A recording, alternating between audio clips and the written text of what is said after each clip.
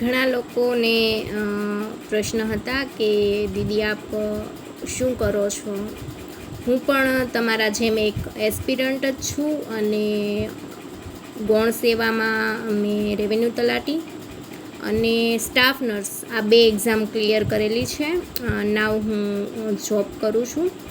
છેલ્લા 4.5 વર્ષથી જીપીએસસીની એસ્પિરન્ટ છું અને જીપીએસસીની 3 પ્રિલિમ્સ 2 મેઇન્સ અને 1 ઇન્ટરવ્યૂ પણ મેં આપેલું છે.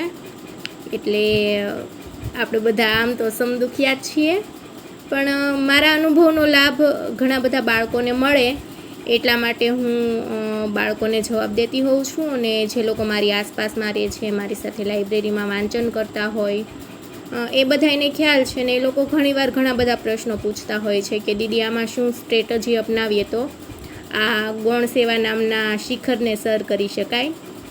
માણસો તો મોટા હિમાલયને સર કરી જાય છે, તો આપણે તો આ ગૌણ સેવાનો નાનો એવો પર્વત જ સર કરવાનો છે, બરાબર.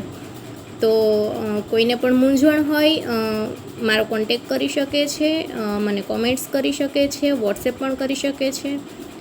કોઈ પણ વિષયને લગતો કાંઈ પ્રશ્ન હોય, અને જો ઘણા લોકોએ મને રજૂઆત કરી છે કે રેવન્યુ તલાટી માટે કઈ કઈ બુક્સ વાંચવી કે સેલ્ફ સ્ટડી કેવી રીતે કરવી, જે લોકો પાસે ક્લાસીસ છે ઓનલાઈન કે ઓફલાઈન, એ લોકો પાસે તો પ્રોપર સ્ટ્રેટજી હોવાની છે, પણ જે લોકો અંતરિયાળ ગામોમાં છે અને ઘરે બેઠા તૈયારી કરે છે, એ લોકોએ કઈ બુક્સ વાંચવી અથવા તો કઈ યુટ્યુબ ચેનલ ફોલો કરવી અથવા તો કઈ એપ્લિકેશન લેવી, એ બધા પ્રશ્નો હોય તો પણ મને પૂછજો. હું વોટ્સએપ કે મેસેજીસના માધ્યમથી જવાબ આપી દઈશ, અને જો જરૂર જણાય તો હું વિડીયો પણ બનાવી આપીશ, બરાબર. બાકી એકવાર કહેવાય ને કે બહાર નીકળો અને નક્કી કરો કે મારે અહીંયા પહોંચવાનું છે તો પહોંચવાનું છે. ચાહે બસ નથી મળતી તો આપણે છકડામાં પણ બેસીને જવાનું છે, બરાબર. પણ એના માટે એકવાર નક્કી કરવું પડે, પોતાની જાતને ધ્યેય આપવો પડે.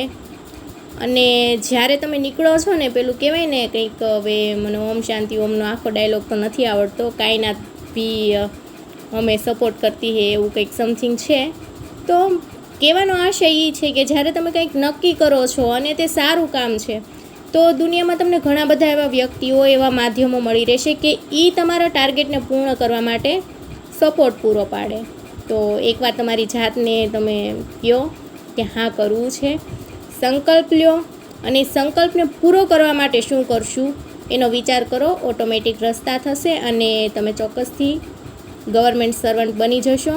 એવી શુભેચ્છા. રાધે રાધે.